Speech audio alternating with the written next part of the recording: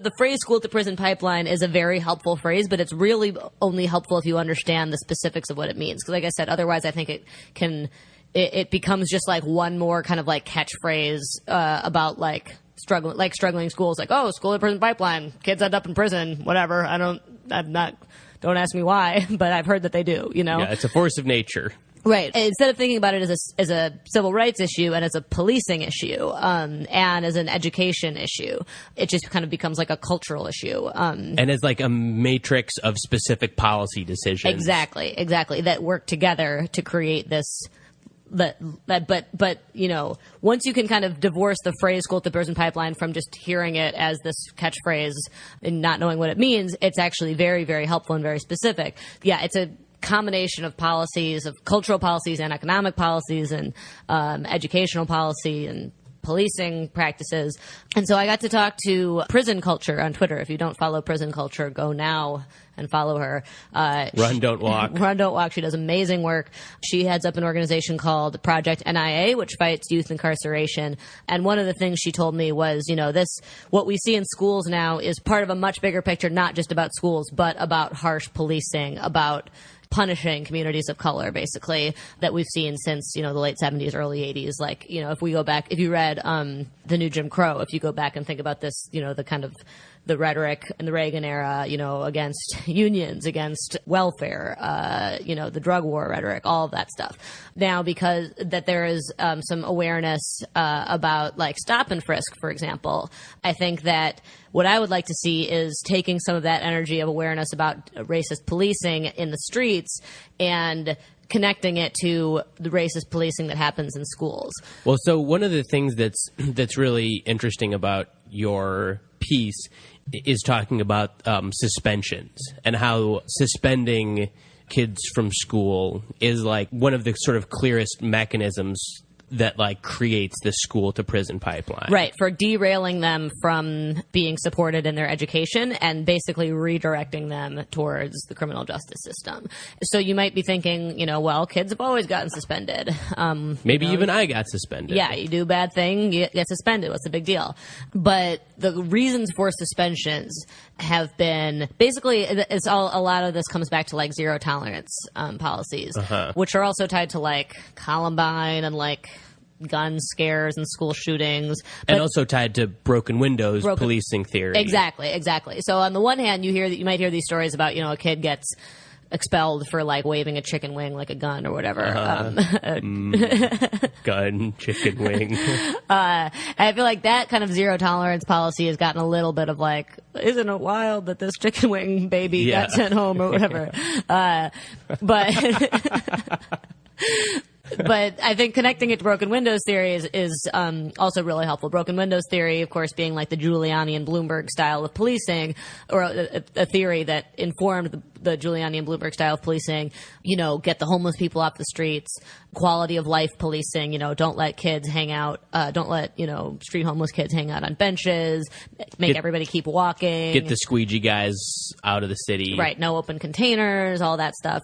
In schools, what that means is, you know, basically things that used to just be kid stuff, and not like it was ever not a problem for when kids misbehave, but in the past, kids who misbehave would be dealt with within like the education realm, right? So you go to the principal's office, or, you know, you would speak with your teacher. Whereas with the presence of police in schools, school safety officers who are NYPD, they're part of the NYPD, but they're not technically cops. They're like it's a different thing. And there's also some like straight up cops in schools, but there's over 5,000 school safety officers in New York City, and there's police presence. Again, that's not just New York City, that's in schools all over the country.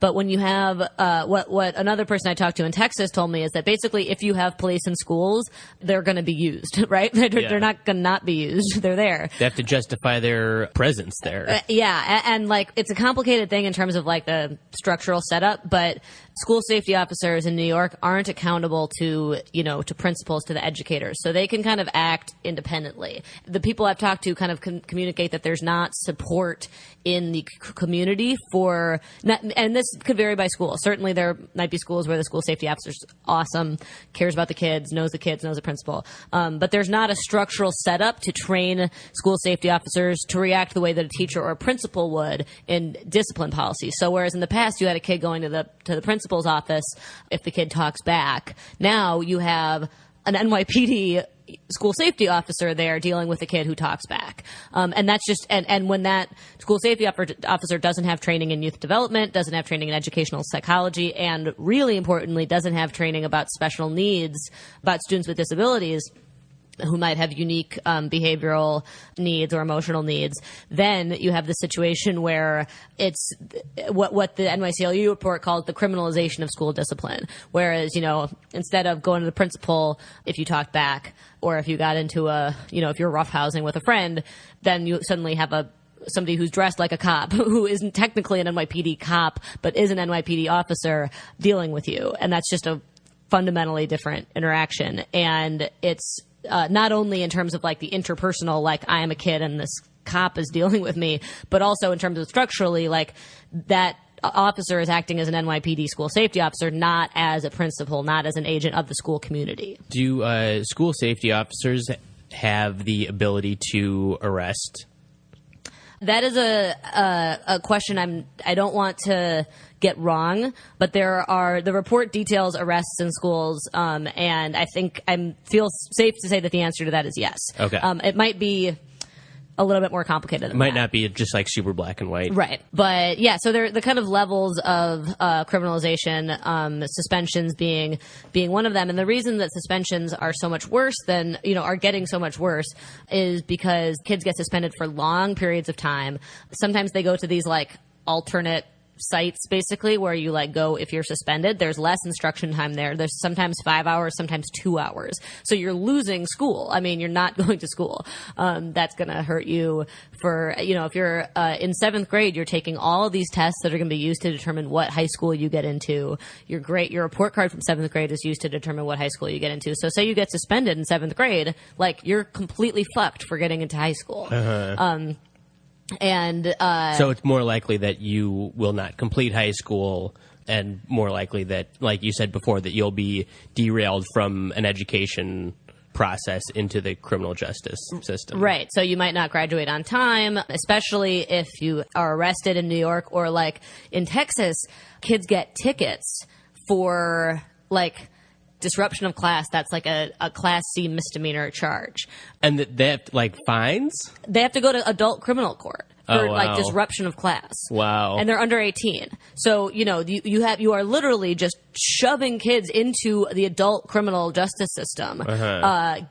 Saddling them with criminal records or juvenile records, depending, even if it's not always an adult criminal record, that mess up college applications, if you get an adult criminal record, it can mess up your family's public housing situation, it can mess up your family's immigration status, job applications, yeah. And there's so many suspensions. I don't remember the number now in New York City, but I mean thousands and thousands and thousands of suspensions per year. Well, so should we talk about the disproportionate, who's affected? Yeah. So half of all the suspensions are given to black students. You may say, well, maybe there's a lot of black students in the New York City public school system. A third of the population of students is black, and they serve half the suspensions. So very overrepresented among suspended students. Extremely overrepresented. Black students are far more likely than white students to be suspended, and black students are more likely than white students with disabilities to be suspended. The most suspended group is black students with disabilities. Proportionally, right. Black students with disabilities serve 14% of the suspensions. They're only, I think, 6% of the population. So black students with disabilities are proportionally serving just way, way, way more suspensions. Black students are serving more suspensions than white students than non-disabled white students or white students with disabilities.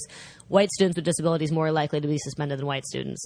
The most suspensions given were in District 7 in New York, which is also the poorest district. It has 85% of its population qualifies for free or reduced lunch, low-income population, and 85% of the suspensions that 85% is low income. That's the district with the most suspensions. And that's in the Bronx. In the Bronx, yeah. Another horrifying statistic is that citywide, there in the 2010-2011 school year, there were almost 193 4-year-olds, little tiny 4-year-olds who were suspended. A third of those 4-year-olds, tiny little 4-year-olds, were disabled. Suspended. Not given a timeout. Suspended. A 4-year-old developmentally does not... I mean, Super Nanny, who I defer to on a lot of disciplinary things, says that, for a 4-year-old needs a 4-minute timeout, 1 minute per year. Longer than that, the kid just doesn't know what's going on. If you give a 4-year-old an hour timeout, by the time the hour is up, they're like, I have no idea what I'm here for. Why am I here? It's like Memento. Yeah, exactly. It's just constantly resetting. So you suspend a 4-year-old. What in God's name do you think that 4-year-old's going to take from that? Yeah. All you're doing is fucking up their ability to be in school. Well, and one of the other parts of your report, I think you said was part of the NYCLU report, is that children from communities that are more likely to be stopped and frisked, namely communities of color, especially Black and Latino communities, even if they don't go to a neighborhood school, they are more likely to be suspended. Is that right? Right. So the NYCLU found that the rates of suspension of students by zip code correlated with zip codes of where there's high rates of stop and frisk. So specifically what that means is that children who are from neighborhoods that have high rates of stop and frisk are also children with high rates of suspension, if that makes sense. So, even if they're not going to school in the neighborhood where, like, in their own neighborhood. Right. Like, regardless of where you go to school, if you're from East New York, you are more likely to be suspended because, stop. The correlation does not equal causation, right? But the correlation is, if you are from East New York, there is a correlation. There is high rates of stop and frisk there, and there is a correlation of students from East New York having high rates of suspension. So now, importantly, correlation doesn't equal causation. But what Donna Lieberman said, who is the executive director of the ACLU, said, well, we can't infer causation from this, but we can infer what we do feel comfortable saying is that these policies show an utter disdain for youth of color, basically. And what I said is that what this means is that these are communities whose young residents are policed in their own communities and in their schools. And often policed under the same, like, literally the same zero tolerance or broken windows. Like, it's the same policing regime inside school and outside school. Absolutely. I mean, I also talked to somebody from Legal Aid for an earlier story that I wrote about the school to prison pipeline, and he said, this should be seen as an absolute extension of stop and frisk. This is stop and frisk on children in schools. Stopandfrisk.edu. Yeah. And remember how we've all been learning lately how horrifying and unconstitutional and racist and dehumanizing stop and frisk is? So it's happening to children as young as 4. I mean, preschoolers through high schoolers.